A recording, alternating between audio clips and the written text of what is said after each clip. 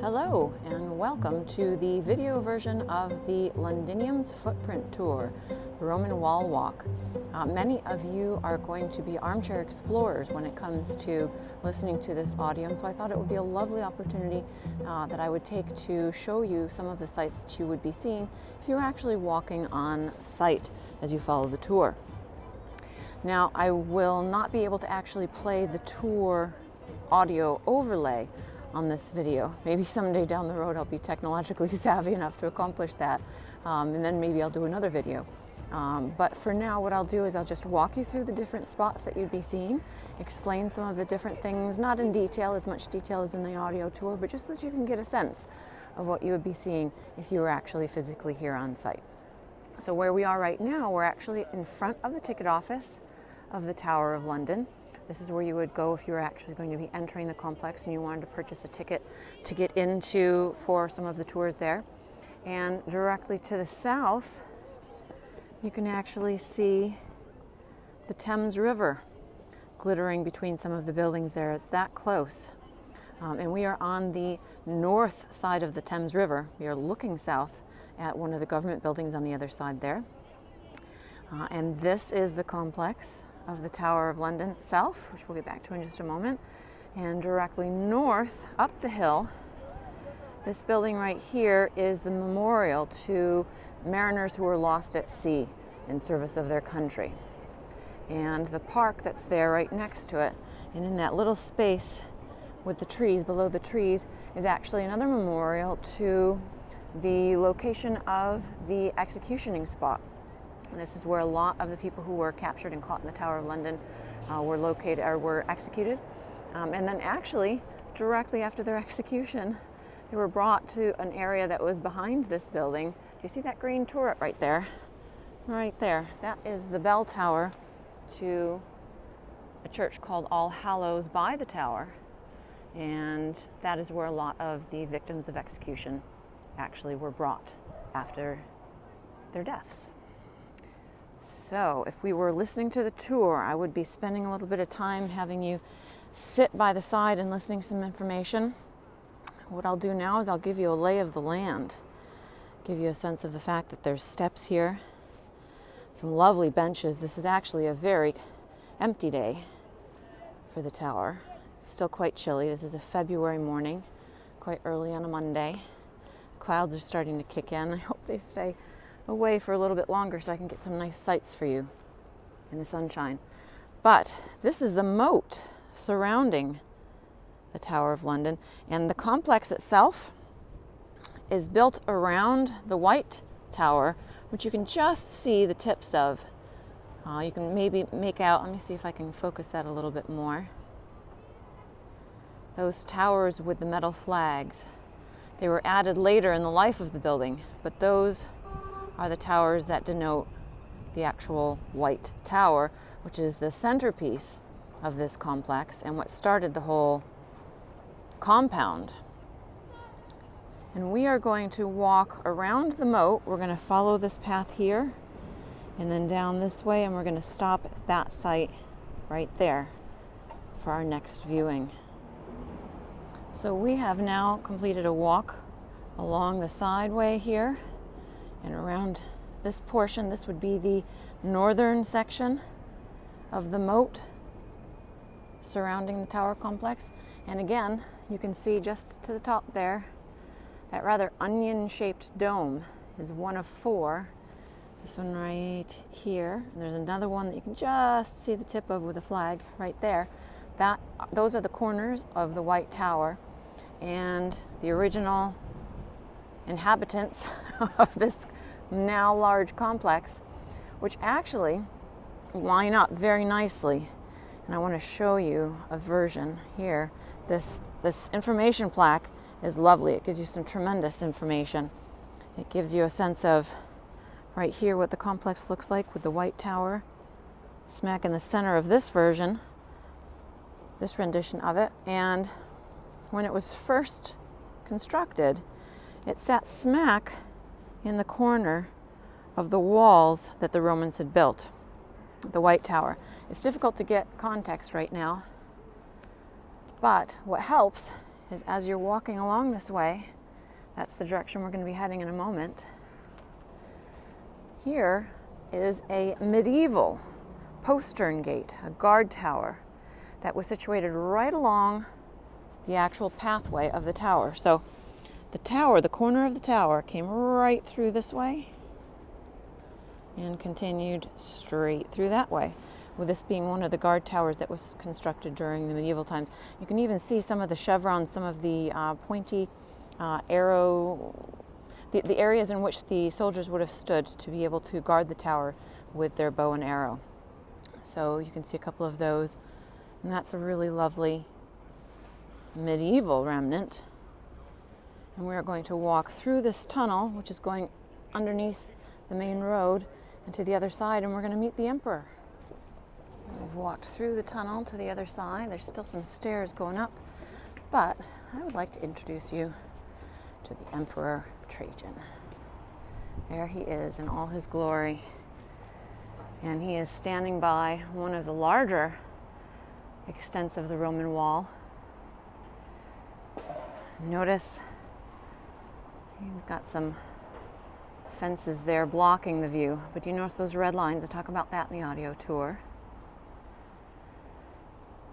And there is the blue plaque that the Museum of London put together their tour with a couple decades back. Right up there we have the entrance, one of the entrances to one of the tube stations. And there again is the Tower of London. So you can get a sense of the scale. Now remember, this is a slightly different height than it would have been during Roman times. And on the other side of the wall would have been the ditch.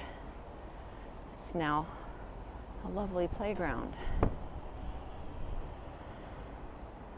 You can see the extent, the depth that remains still. Some of the casing stones you can see on the outside. I'll walk around and show you that in just a moment. So we're going to walk up the steps and continue the tour. We've walked up the steps into the walkway up above. There's Trajan. There's the beginning of his wall. Well, actually, it wasn't his wall, his empire's wall, opposite the Tower of London. And just to give you a sense of the length of this particular section, it actually continues right straight through, and we'll get a better view. On the other side of that building, you can just see hints of it popping up right there.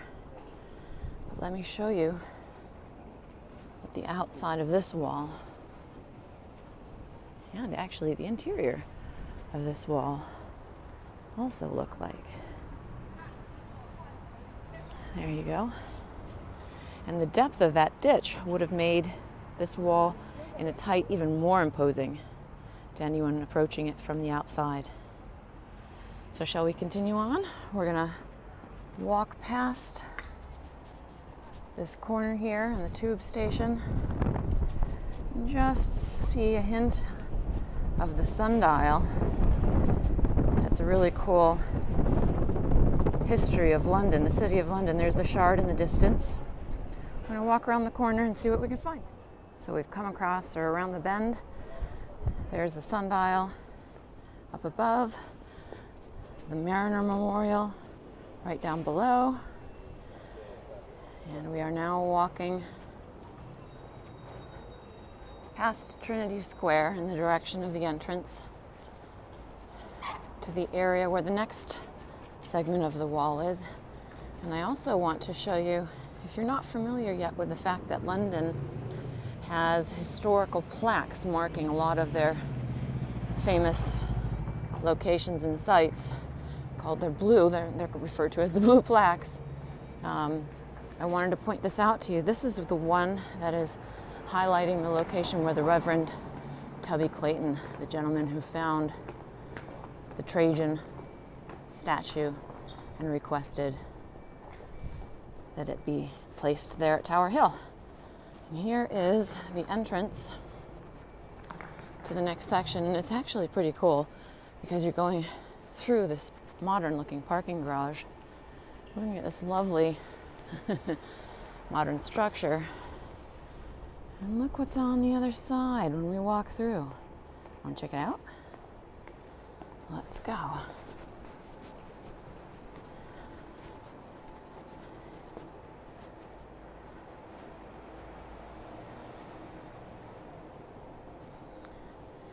This is the extension of the wall section that we first started looking at, down by the Emperor Trajan's statue.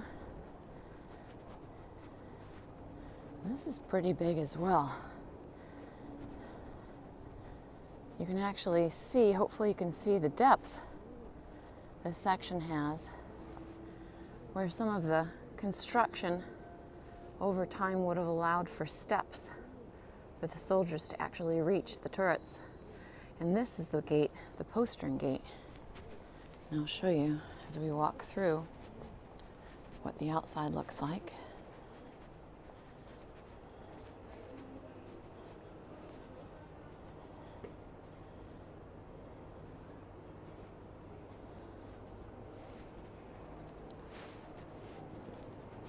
There we go.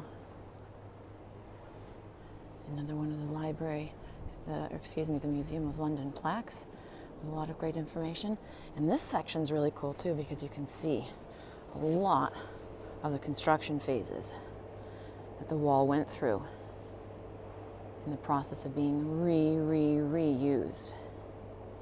All right, let's go back out through the postern gate and check out what's going on next. We just walked back out through the parking area of the hotel. This is Cooper's Row that I mentioned. And we're gonna walk right underneath that arch to the Five Corners. So we just walked through the overpass, or under the overpass, to this odd-shaped intersection with 5 different streets going off of it. And this right here, this is Crosswall Street. And this is the Goliath of the structure, which is 1 America Square is the address.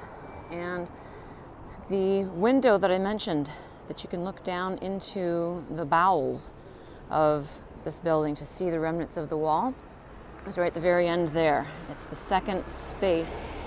And then this is the gateway, this is the entranceway in the lobby that you could walk into if you felt bold and ask if anybody was going to have the time to let you go in and see how the wall was actually set up in the midst of their workspace. So that's pretty cool. And when you're done, you're gonna come back out and you're gonna walk to Crutched Friar. This is Crutched Friar, and I'll show you why in just a moment. We're gonna walk down the street and it kind of hooks to the left a little bit, and it's just inside here. Actually, let me catch that. Let me give you a sense of distance. You saw where the wall would have been, right? You can envision when we were looking at it over there how far back it was. Now it's in that second bay right there. It's going to continue straight. It's gone straight due north the entire time, and it's going to go into the basement of those buildings over there. And as we walk down Crutched Friar Street, and the street angles a bit, we're going to be getting closer to the actual line of where the Roman wall exists. And this construction, I'm certain that this construction came across some of the foundations. And we'll see what the Crutched Friars look like in just a moment. And here they are, the representatives of the street's name, friars with their walking crutches. Just walk that short distance down, and remember, the wall line is getting closer to us. And as we get to the next corner and we round that bend, that red brick building there is where the street changes to Jewelry Street. And at that point, the wall's actually just a few meters inside the street line. And we're gonna walk right up to that next corner, and I'll meet you there. Okay, we have crossed down Jewelry Street into the area, pedestrianized area of Aldgate. There's the street we just walked down. Now remember, the wall line is still just a little bit inside this building right here, and it's going to continue straight this way. And that brown office building is where the wall would have actually gone through, probably a little bit closer to one side than the other. But then This street that's now there is aptly named Houndsditch. We're going to be walking down this street in a moment, but the gate was most likely in the area above where that brown coffee shop is located. Just to give you a sense of what the square looks like, this is the first of the many St. Botolph's churches. This would have been without, remember what without means. If this is where the gate is located, that means this church is outside the gate line. And this is what it looks like. They've only recently pedestrianized this. And it's during lunch break, the offices around here, there's a lot of people hanging out here and having a lovely outdoor lunch. This is a school, an elementary school. We're gonna walk down this street right here, the street of the many names. And just another little curiosity, I don't think I pointed this out in the tour, but this alleyway right down here between these two buildings, that is where one of Jack the Ripper's victims was found. So as you can probably tell, this is currently, the situation in this neighborhood is a bit of an upgrade from what it would have been like back in the day when Jack the Ripper was stalking this territory. We're going to continue down the street. Here we are. I can give you a sense of the skyscraper territory we're entering. We have just walked from the opening pedestrianized area of Aldgate. We are heading down the multi-named street. We're currently still at Duke's Place, through the St. Mary Axe neighborhood. And we're heading towards Bishopsgate. I'll meet you at that corner. I do want to point out one thing in particular as you're walking through here, if you're one of the on-site listeners, to stop and look at. This is the gateway for the Bevis Marks Synagogue. You can just about see it through the gateway there. It's only open during certain days and certain hours, but this is, as I understand it, the oldest continuously utilized synagogue in all of Europe. And that's a pretty beautiful sight to see.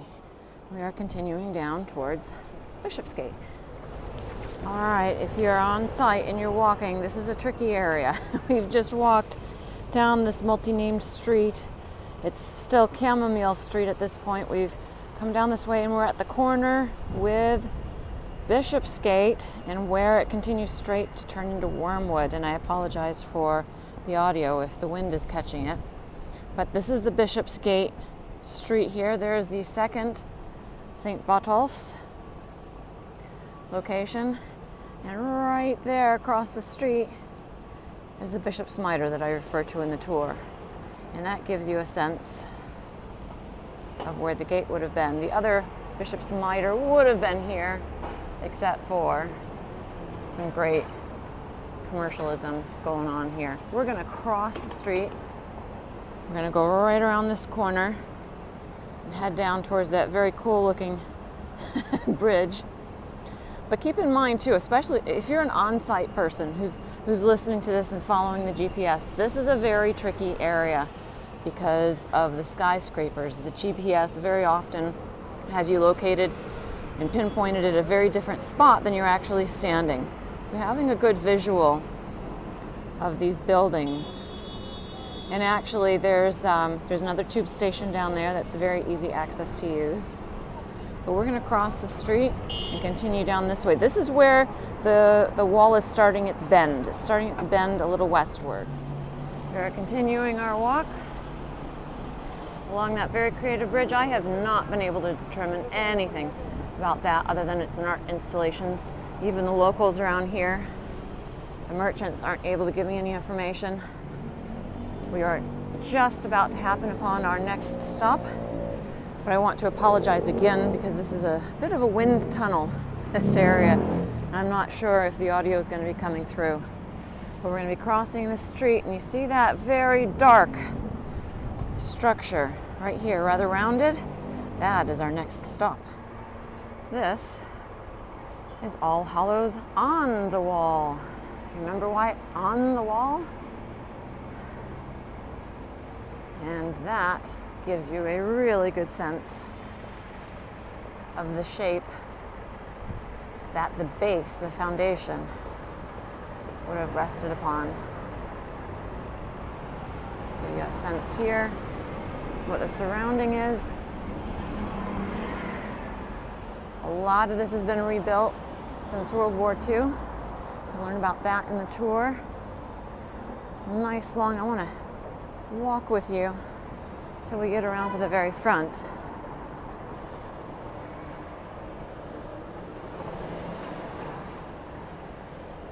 A lot of traffic noise here.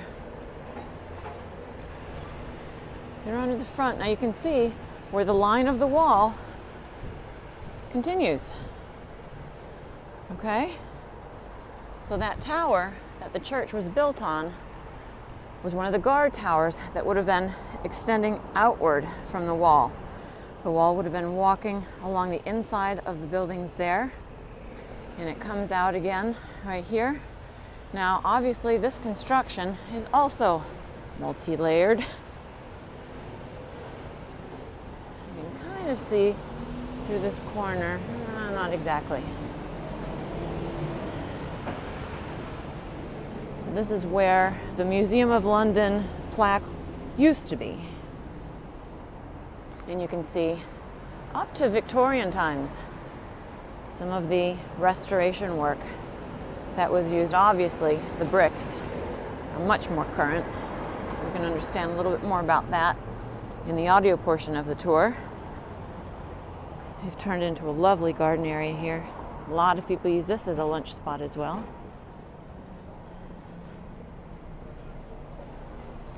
So we are continuing.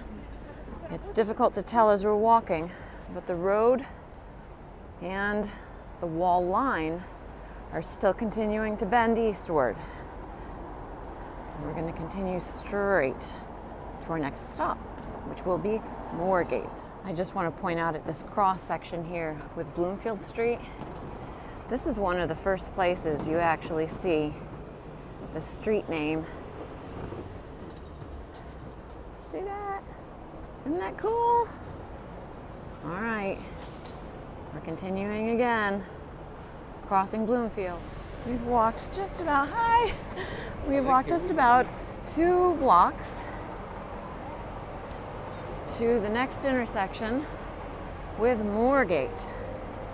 And this is where the, up till now, somewhat gentle bend of the pathway is going to become less gentle.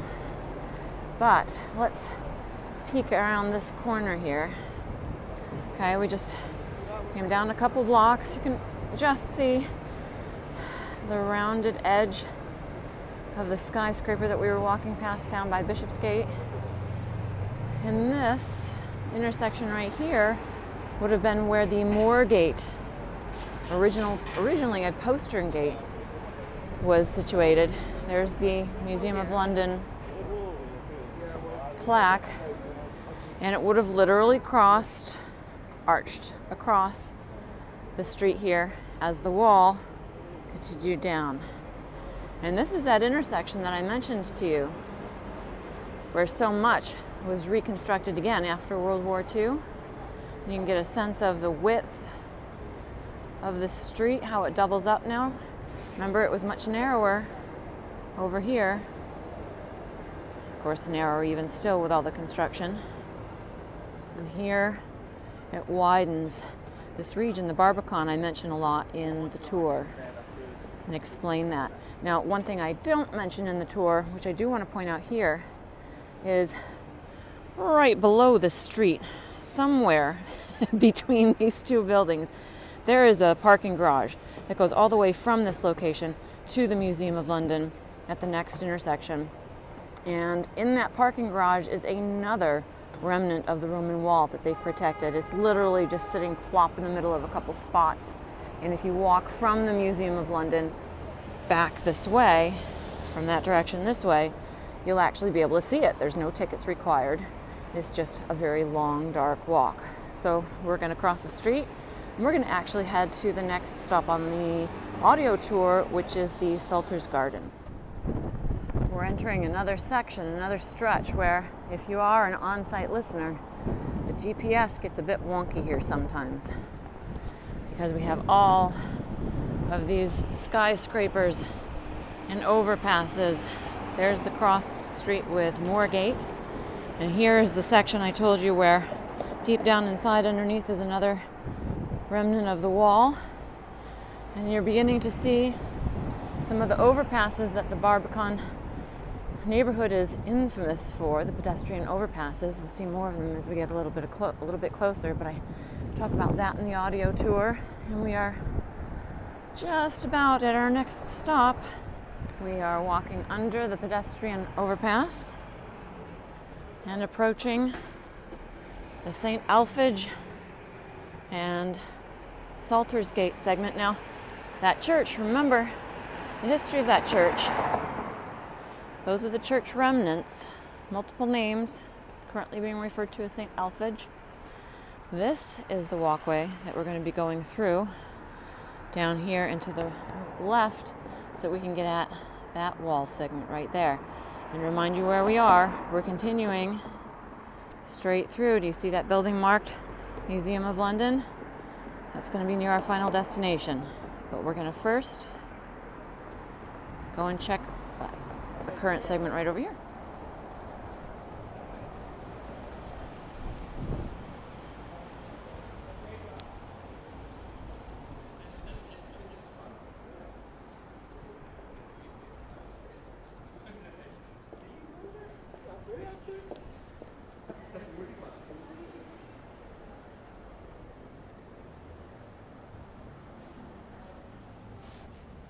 And here we go.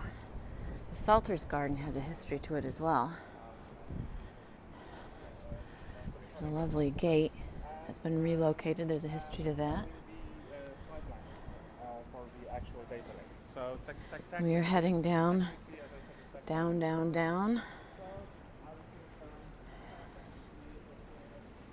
This is such a peaceful area to spend time in.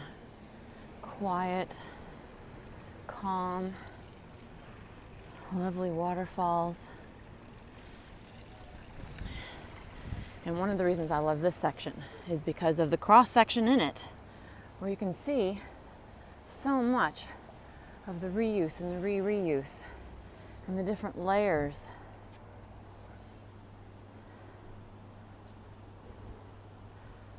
Of reconstruction.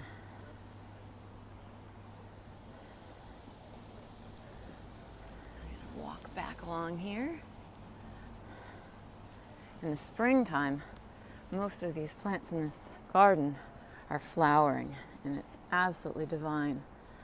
If you come back here with a sandwich, this is a great place to take a little pit stop, recharge your batteries, take a step back here, and get a better version of the wall.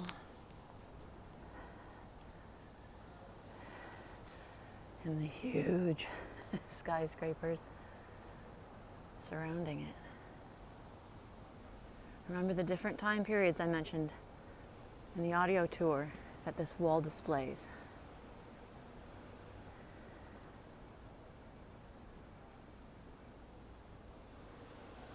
Okay, we're gonna head on down out the garden and back out and around. Remember which section? This is actually the beginning of something really, really cool. Listen to the audio tour because this is where something starts. This wall is different than any of the other sections of the wall. So did you refresh your memory? Do you remember what's cool and different about this section of the wall and where we are and what we're walking through? We are in the interior of the Roman fort.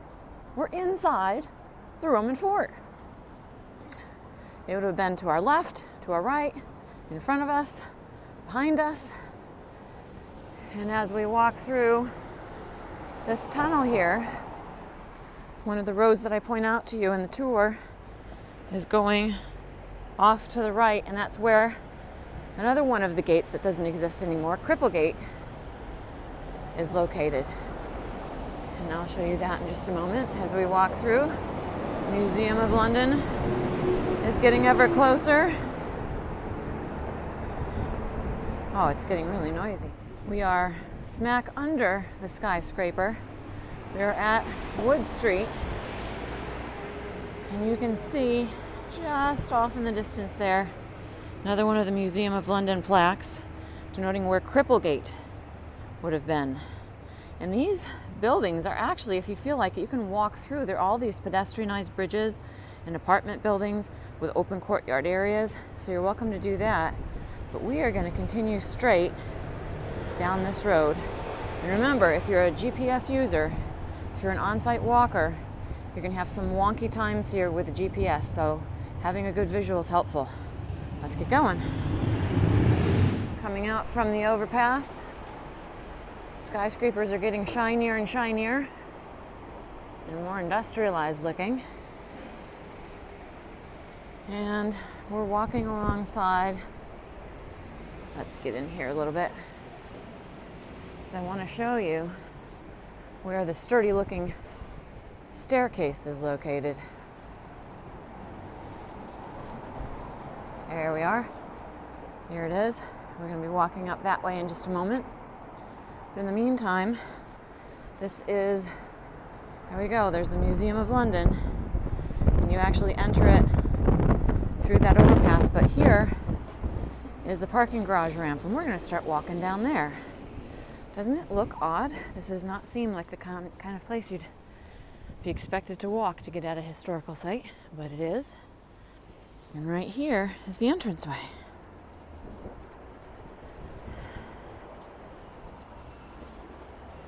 And that is the entrance that you can walk through. Remember I mentioned that underground section of the tower? So you can actually walk in there, head to the left, and walk down the length of what we just walked up. Okay, are you ready? Here we go. I'm going to walk right in through here. Look at all this nice mud. Yeah. Here we go. We are currently walking within the wall. This is again still part of the fort. We're interior of the fort. And this pathway is going to take us where? This pathway is going to take us to without. Again, so many portions here you can see. The reconstruction, the different phases, the red bricks that would definitely not have been Roman, built right into the remnants of the Roman. And there's a few plaques along here that you can stop and check. Do pay attention to the mud. It is slippery and it doesn't dry out all that often, to be honest, even in the days we have the good weather. This is actually another really lovely area to check out. But this is bringing us to the back corner of the fort. Again, it's all brick in this section. Let's see what we can find when we walk around the corner here. Ooh, another plaque.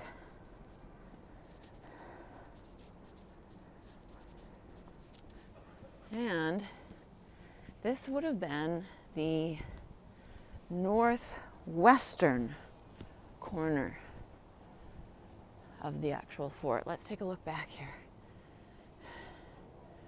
You can see it actually, some of the modern construction, there was a lot of buildings that were built right into the side and utilized the existing walls.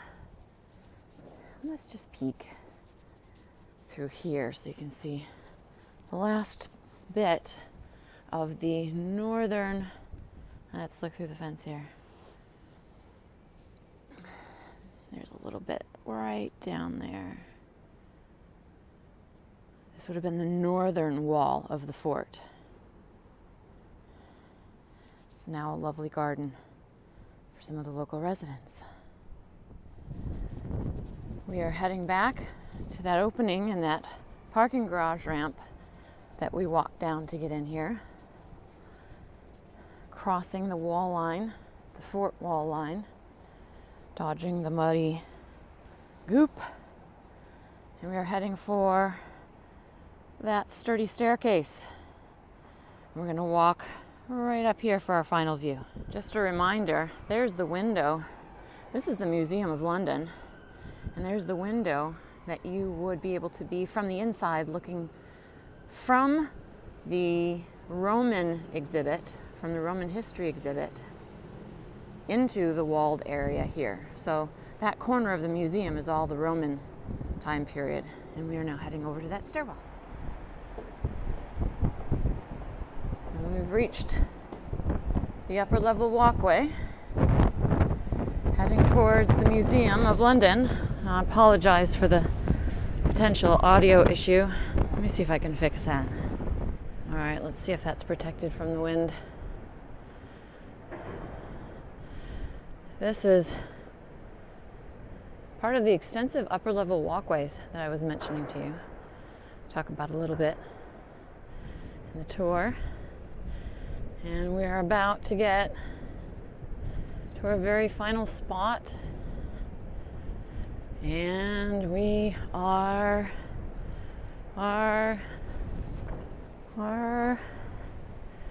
here. And the reason this is so awesome is because on both sides, to the north, our right, and to the south, our left, is the extent of the fort's wall line. Again, we're standing smack on top of it. Pretty darn cool. All right, well, I hope you enjoyed it. I highly recommend heading straight forward in this direction and to the right to get into the Museum of London and checking out some of the really great Roman exhibit that's inside there. I hope you enjoyed yourself. I did.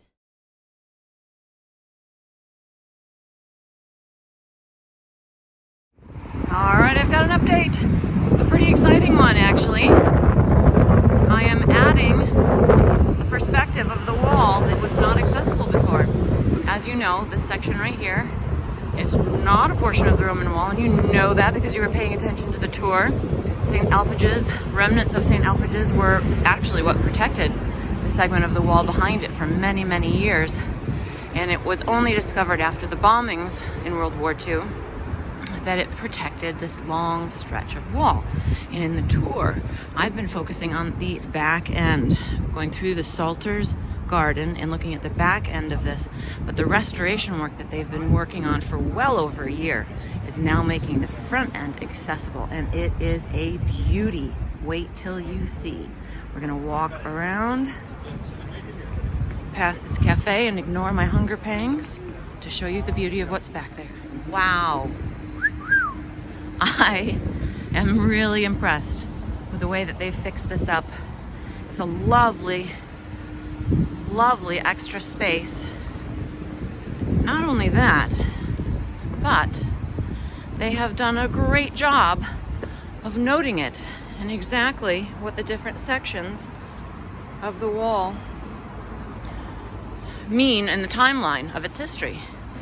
So I highly recommend that not only do you pay attention to where I bring you during the audio tour, which is the back end, because that garden back there is pretty cool too, but this section is most clearly, I think this is the most beautiful section. Now, that's not because it's completely Roman. You have some absolutely gorgeous Edwardian extensions. Look at that brickwork. Wow. Okay, well, y'all definitely have to come and check out this new open aspect and perspective of our Roman wall.